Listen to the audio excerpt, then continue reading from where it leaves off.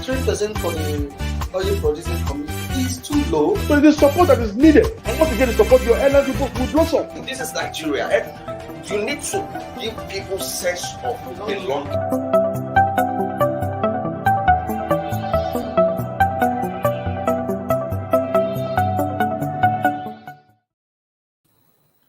Good morning, viewers. Welcome to the Friday edition of Inside Nigeria, here at the Leadership Online Television. My name is Bode Gbadibo, and of course, I'm not alone in the studio this Friday morning. I'm with our regular guest analyst, Mr. Sherif Din Abiola Ashamu, an Abuja-based public affairs analyst. Good morning, Mr. Ashamu. Good morning, sir. Welcome to Thank you very much. For the second time. For the second time. Thank you very much. Yeah, it's my pleasure meeting you again. You're welcome. After 1 week. We thank God. All right. Nice seeing you, Mr. Ashamu. Now, viewers, we shall be taking you through what the front pages are saying this morning, and as well have a discussion about the trending story of the day. Now, we're starting with Nigeria's most influential newspaper, The Leadership. On the front page of Leadership this morning, terrorists creating parallel government in Kaduna. According to the state governor, Nasir El-Rufai, terrorists creating parallel governments in Kaduna. El-Rufai says they are exercising control over socio-economic activities, justice dispensation. I won't use military to rescue train attack victims, according to President Muhammadu Buhari. And of course, the last rider to the story says troops nabbed 2 more suspects in our church attack. A good news over there. But of course, this story is a disturbing one and coming from no less person than the state governor, who is the chief security officer of Kaduna State. Now he's raising alarm. Terrorists creating parallel governments in Kaduna. Mr. Ashamu, are you disturbed? I'm disturbed. First of all, we thank the leadership for bringing me over once again. Okay. It's quite good. Yes, our pleasure. Thank you very much. Yes, I must be sincere to you. I've been following leadership for a very long time now. When it comes to the fastest, latest, and credible information, at least you're taking the lead, as your name portrays. Thank you. Go by the caption. The governor of Kaduna State, yes, whom I hold into high esteem, declared that terrorists yes, creating parallel governments in Kaduna. State, yes. I think that is uncalled for, because he is the security officer, the Yes, chief security officer of the state. Yes. So by now saying this, that means he is losing, if not he has lost it all. So it's uncalled for, because he needs to secure the people of Kaduna State, and we hear a lot of kidnapping virtually every day. So where are they? Don't he know where they are? So if, as a governor, saying this, that terrorists have been creating a parallel government, yes, it may be true, but it's uncalled for. It's less expected from him, to my own understanding. Well, okay, I understand you. Maybe why should the governor, who has the money, the power, everything vested in him, now raising alarm? Now, I want to tell you that this story is a leaked memo or a leaked letter addressed or written by the governor to President Muhammadu Buhari. Now, the letter leaked, we got the story, and this is the content of the letter. Is that not right for the governor to say, see, this is what is happening? Let me tell the man in Abuja, the big man in Abuja. Yes. For necessary action. Yes, it's correct. Maybe he has lost it. And he has emphasized that in few weeks, months time, in fifth time, this time, there may be some other problems, in the state. So it is good that it's bringing it up so that the president can understand it. So in the situation, because the situation, the president is the chief security of the country, and he needs to be knowing.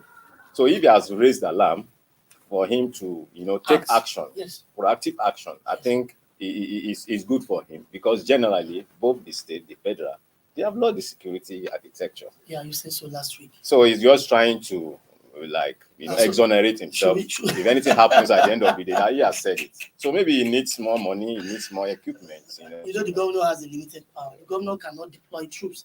He cannot control soldiers. He can only control Even police, you cannot control police. When you call the commissioner and tell the commissioner to do something, the commissioner will tell you, excuse me, sir, let me call the IG now. The IG. So you can see the dilemma of the governor.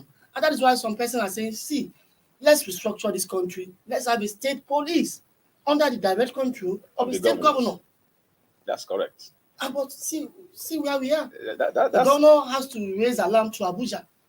Because maybe he has not been given the necessary support, and then the state have been incapacitated. So so as a state governor, yes, he has the right to blow it up, Exactly. so that everybody will hear. Because Kaduna shares boundary with Abuja, very close to, and if anything happens to Kaduna, already the bandits, they have been coming to Abuja. They are around. So a lot needs to be done so that the lives of the people are to be secured. Lastly, Mr. Shamo, I think this story also lends credence to some of the fears that the 2023 election might not hold. Now, the governor is even saying these terrorists are exercising control over socio-economic activities, justice dispensation in some areas in Kaduna. Now, in these areas where they are having control, how do you expect elections to hold in these villages? So Nigerian election 23 may not be totally representative of the wishes of majority of Nigerians, because some people are under captivity. Some people are under control of terrorists. Electoral officials will not be able to access these places, and they are Nigerian. They will not vote. Yeah, that's correct. If care is not taken, truly, that may jeopardize or disenfranchise many people from that state. Exactly. If efforts are not in place to ensure that adequate security is being provided in the state. But I believe the politicians, they know how they play their games. When the election comes, they know how to negotiate this. I know they can still negotiate it in this little time that remaining. So I still believe that election will hold. Okay. Because I believe in Nigeria, everything is possible. Yes, so let's not entertain any fear. It's a country of wonders. They will deal with perform it. The wonder. They will deal with that. Good one there for Mr. Ashamo. We need to move away from Leadership Friday to our sister publication, the National Economy, which is our business newspaper. And of course, on the front page of National Economy this morning, stakeholders doubt viability of Nigeria Air project. Asks how proposed national carrier will handle forest scarcity, delays in obtaining air operators license. Say project unrealistic, 10 months to expiration of Buhari's regime. We will commence operation after procuring aircraft, according to the acting chief executive officer, Nigeria Air. Stakeholders doubt viability of Nigeria Air projects. Yes. To me, I'm not seeing it feasible, because it's just about 10 months to the expiration of this government. But the government have told us that, see, before we leave in 2023, we will deliver Nigeria Air, a national carrier. Nigeria is fond of doing fire brigade approach. So I don't know the magic, the almighty formula they want to use, the government wants to use to achieve that. So the stakeholders are but right. The stakeholders are right, because I'm also not saying it's feasible. Where is the logistic available? Some other resources, personnel. You can't just say, it's not a road. It's not a road network. We are talking of air, so it's a lot of capital. It needs to be done. So capital intensive and all of that. So. And there are a lot of concerns about the aviation sector, Nigerian aviation sector. Safety concern, operational issue. Airlines are going down. About 2 close shop. You are left with about 8 airlines now working. Yes. And you know what happened? The cost of Jet A1, which is the aviation fuel, then scarcity of forex. They can't access, foreign exchange to do operations. There are also, I remember just last week, the Emirates also said, see, we do come to Nigeria 11 times, land in Lagos every week. We're going to reduce it to 7 or 8. Effective August 27 or 28, because we have millions of dollars trapped in Nigeria we cannot access. And we cannot even buy fuel in Nigeria with Nigerian currency, Naira. We need the dollar, and the dollar is not available. A lot of issues. Air contractors close shop in order to rejig and come back with full force. Then one airline was actually grounded officially by the regulator, the Nigerian Civil Aviation Authority, that is the Dana Air. Now, with all these issues, Nigerian Air is coming to which operational climate. The climate is not good, and the Nigerian air is coming. So a lot of doubt. And again, I think we should be concerned. Very well. If this is not possible, we should be concerned about the money that have been Into committed. that project. Billions of dollars were spent to unveil Nigerian air logo at an aviation fair in London. A lot of things have been put in place. So where do we situate all these things? Well, everything still boils down to the unrealistic government that we're having. I don't know. The Minister of Aviation, I don't know what he's telling the president. Do you get it now? Because I believe most of these people in government, they just give some information to entice the president that is it can be possible. Whereas they are just making little or no effort. They are just after of what they want to gain from this project now.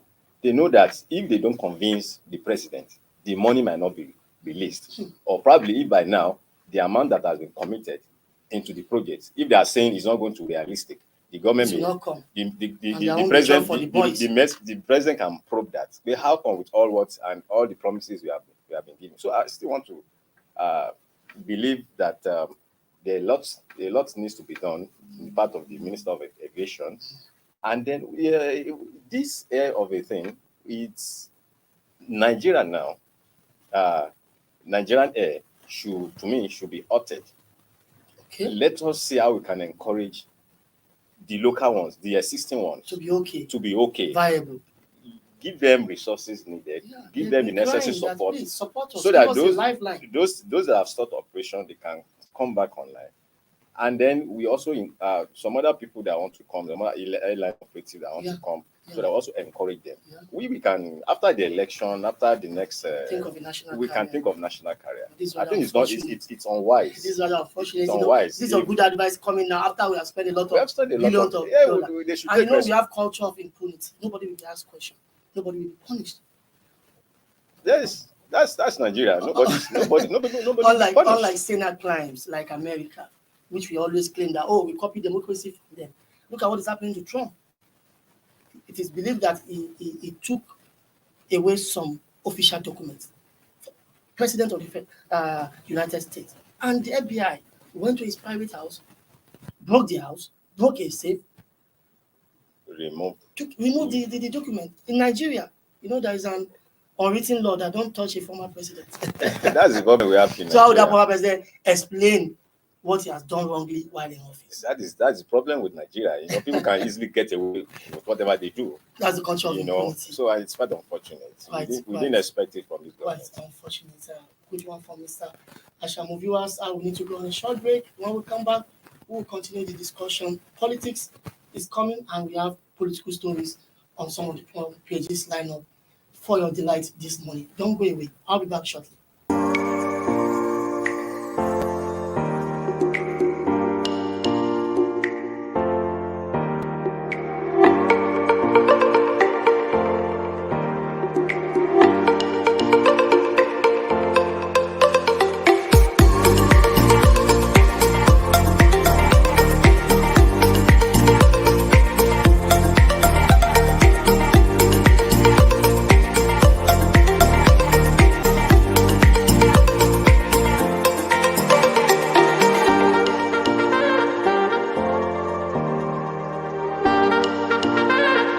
For sponsorship and advert placements, please contact 080-3688-6158. Last Word Leadership Podcast Studio. You have the last word.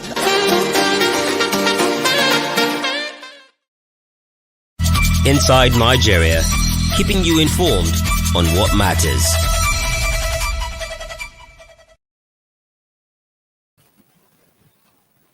Welcome back. It's still Inside Nigeria for this Friday morning, August 12th, 2022. And of course, I still have in the studio Mr. Sharif Din Abiola Asham, an Abuja-based public affairs analyst who has been helping us to dissect the front pages this morning. Thank you very much, Mr. Ashamu, for being with us thus far. Thank you very much. Yeah. Now, viewers, let's go to the top newspaper on our menu this morning. That's the THISDAY newspaper. What do we have on the front page of the THISDAY? Malami, governor's complaints over $480 million Paris Club refund business. Governor's complaints over $418 million Paris Club refund business, according to Nigeria's Attorney General and Minister of Justice, Abubakar Malami, SAN, accuses them of indemnifying payment to consultants, puts loot recovered from external jurisdiction in 14 months at 3.2 billion naira, says government has secured conviction of 1,000 terrorists, declares Nigeria won't interfere with Ekweremadu's trial in the UK. And that's coming from Nigeria's #1 law officer, Abubakar Malami, senior advocate of Nigeria, and also an in-law to President Muhammadu Buhari. Very well, very well, very well, very well. I don't know where to start. You must have been conversant with this case back and forth about paying whooping sum of $480 million to three consultants. And it is believed that the Attorney General of the Federation, Abubakar Malami, and Nigeria's Minister of Finance, Budget and National Planning, Zainab Ahmed, both have interest in this matter.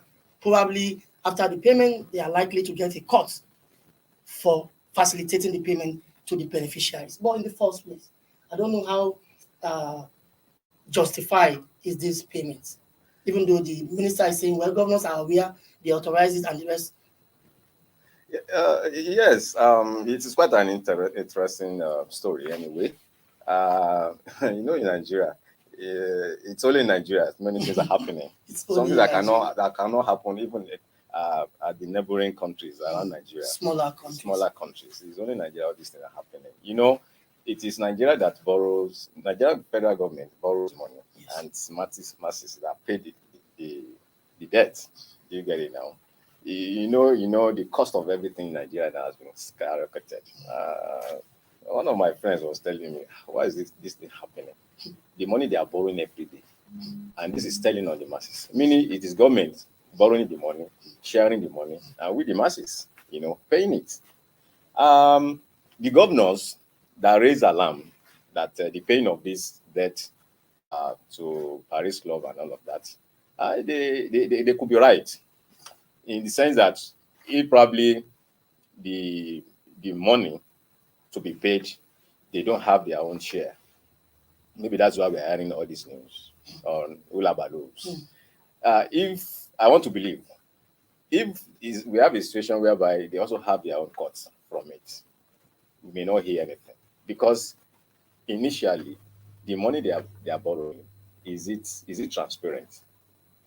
It's not transparent. We don't know how they have been borrowing it in the first place. And with Nigerians that I know, our government, public officers that I know, they can't do anything without collecting anything.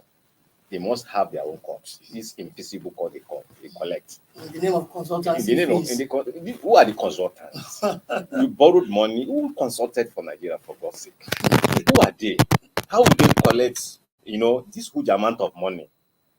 It's a lot of money that can transform the lives of the $418 million is just the consultation fee. That's not the main. Who are those consultants? Who brought them to limelight?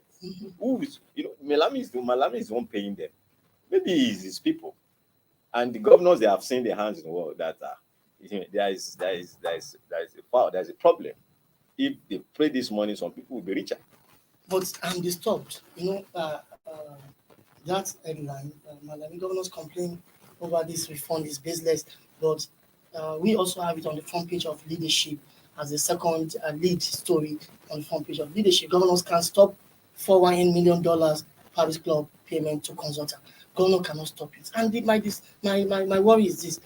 This matter is a subject of litigation before the court of law. And #1 chief law officer is saying, no, I know where this matter will end. It must end in this way. So how are we sure the money has not been paid? How are we sure the money has not been paid? Very valid point. In a situation whereby because President Buhari seems to be misled on almost every matter. Remember the issue of the ExxonMobil, the Seplat Energy acquisition deal. Exactly. I think, like I mentioned the last time, our president is just there, so to speak. He's just there. It's whatever they tell him. This matter is in court, and you are saying it must end this way. number one law officer. As a number one law officer, it's not expected of him to be saying all this. It's as if he has made up of this. That's why Exactly. I said I wish And sure that the probably money has not been paid. He has the ears of the president. He knows where the president with what the president will do. He knows that whatever he tells the president, that's all. So they are is just, it protecting the interest of Nigeria or the interest of private businessmen who are the consultants? the governors. You remember we have about 6 states in Nigeria, and these governors will represent each state. And they are unanimous. They are unanimous on that. They represent their people. Let's forget about whether they have a court or not in the share, but they are making sense. Exactly, and the matter is in court. And the matter is in the court, but he is insisting that it can't. All their comment, all their whatever, it can't hold water. That they're just making noise. That's just the meaning.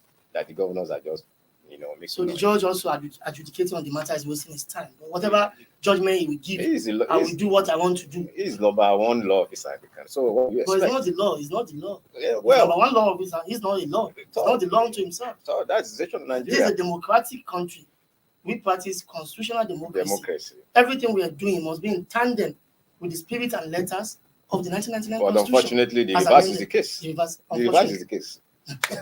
All right. That's the Well, Nigerians, we can see for ourselves why we are where we are. Yeah. Apology to Vice President Yemi Osinbajo SAN.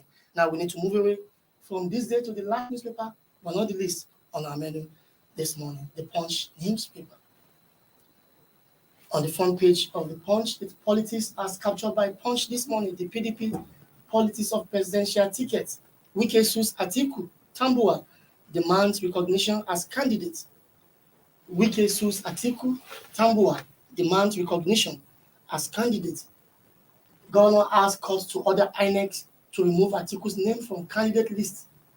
Wike faults Tambuwal's withdrawal for Atiku. Says PDP acted in bad faith. Atiku has not been served, says media aide. PDP spokesman keeps mum. Quite interesting story. Very, very interesting. I don't know whether by implication of this litigation, by the implication of this matter in court, whether Wike is still a member of the PDP or not. Having failed, because I know a little bit of their constitution, having failed to explore the conflict resolution mechanism provided by the party, which they call internal conflict resolution mechanism. Well, thank you very much. This is an interesting story. Very, very interesting. Very interesting story. I've been following Governor Wike for a while now, and I know his antecedents. He's very vocal, and he is a man of his principle. Now, he has a lot of qualities. He says very vocal, very principled. Is he rational? Very principled. Is he a rational person? Well, my problem with him is that he's not matured in any way. He's not matured enough to my own politically, because he is a governor from the southeast. I mean south, and he controls a lot of money. His state happens to be, if not number 2. Yes, when after Lagos. So economical strength. He has a lot of money to control, and that really gives him, an upper hand. You remember at a time when PDP was going down, single-handedly, yes, he revived the party. So, and that's what really brought him to the limelight, and to an extent, he has been able to romance. And I will give some powers to himself that he can do and undo. So I want to believe that he's just trying to make mountain out of molehill, by saying this at this time. It's as if he wasn't comfortable. He should display spirit of sportsmanship. When he lost, in the primary, at least he tried. For someone from Niger Delta, coming second in the primary, that's a good one for him anyway. So he needed to build on that and make a resolution with the party and probably with Atiku. But this one is saying now that wants INEC to remove Atiku. On what basis? INEC was there as a monitor. INEC was there. They displayed this thing on live TV. Exactly. We all watched it. So Tambuwal, step down for Atiku does not mean anything. Even APC, when they did their own, we had many of them. I think he is now questioning That's the way Tambuwa stepped down, not the Tambuwa stepping down, but the way and manner he stepped down. anyway. It was to confer undue advantage on Atiku. Personally, I believe he's just making noise. Honestly. You know, he's just like somebody that is beheaded. You know, someone that has been beheaded already and trying to struggle to make noise. Well, so he just needs to calm down, support his party. I believe he's still a PDP man. Let him remain in the PDP, support Atiku, strengthen the party, and see how they can give APC. Do you foresee They can give APC the run for their money in 2023 election? 2023. But do you foresee Wike remaining in PDP as a member, having taken the party to court? Yeah, the thing is that Wike wants to hijack. Don't you think he's biting more than what he can chew? Yes, that is what it's translating into, because he believes he has come of age in the party. Do you get it? Some people, they founded this party. You just come. We know when Wike, came to PDP. Do you get it now? Amechi, he needs to learn from Amechi. That's the only difference between Amechi. Amechi doesn't make noise like that. That's why personally I admire Amechi. Do you get it now? So he needs to calm down. It's not by making politics is not like that. If you want to be a national politician, it's by negotiation. It's by it's by game of numbers. They are just showed him in the primaries. It's not about making noise. It's not about money that you have. Sometimes you need some element of intrigues and networking and all of that. Does he have that? He needs to calm down and learn more from these people. I know Atiku is just calm down, just trying to see how he can resolve it, because everybody is needed, everybody is useful. He's still useful because he has the money and all of that, and he can also deliver some numbers of appreciable number of votes in the state. So in that regard, they need him in the party. If PDP loses Wike tomorrow, it doesn't affect them in any way. To me, it doesn't affect them, but they're just trying to make peace with him so that it will not affect them greatly. If APC hijacks him, that would be a plus with APC. And some of their secrets, Wike will like to, relate. Will it be a plus to APC? Yes. Where will Amechi be? That's another issue which I wouldn't know. But politicians, what I tell people, you don't kill yourself because of politicians. These guys, they are meeting themselves overnight. The fans were just, embarrassing themselves, making a lot of noise. They are good brothers. On air, wherever they go, they can be telling people, this or that. Forget it. They are brothers. So anything can happen overnight between Amechi and Wike. And that's all. So as far as PDP is concerned, now Wike is becoming a bull in the China shop. Very well. Or an elephant in the room. Very well. He needed to be handled carefully. He needed to be handled carefully. Somebody needs to talk to him. Because he has been given a national, recognition for them to familiarize with him. That means they really like him and they appreciate his contribution, his quota into the party. But he shouldn't go out of the box, if he wants to leave, let him leave peacefully. This is a democratic era whereby everybody is free. You have the liberty to choose any party you are, but you cannot destroy the party. People for personal, because I've seen it as a personal ambition. Do you get now? You do not get the presidential ticket. You do not get 5 presidential nominations. Which you also say you are not even interested in vice presidential. So it's not a do or die affair. And I think if we cannot learn lesson from America, where we copy our model of democracy, which is far away, there are countries closer to us. Look at what is happening in Kenya, the presidential election in Kenya. Yes. As we speak, we have it captured here on our front page.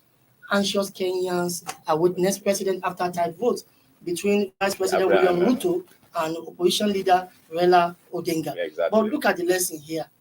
Outgoing President Uhuru Kenyatta is actually supporting the opposition leader Raila Odinga against his own Vice President William Ruto, and everybody has been matured about behavior. That's how it's supposed to be. That's what I said, like I said initially, in Nigeria is a different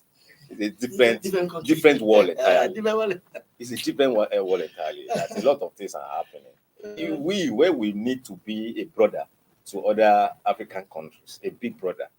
Unfortunately, we are the one now learning from them. From them. Which is spending our money which is unfortunate. For them, but we are learning from them. We are learning from them.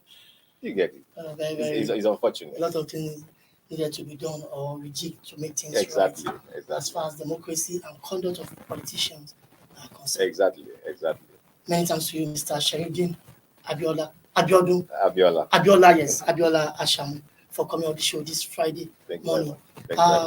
Let me wish you Jumat Mubarak. Yeah, same to you. Happy Friday. Thank you very much. Thank you. I also thank the leadership for doing well. It's been wonderful. Thank you very much. With all the credible stories and all of that. This thing we are doing for us is not new. You know why? Yes. I don't know if you are aware of our motto. We are doing things for God and country. Exactly. So what we are doing is normal. It's normal.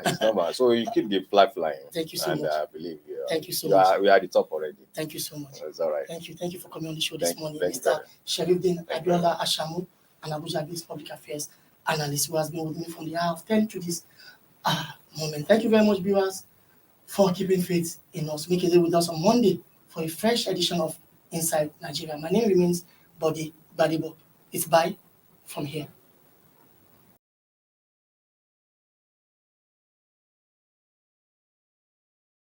Thank you for watching. For sponsorship and advert placements, please contact 080-3688-6158.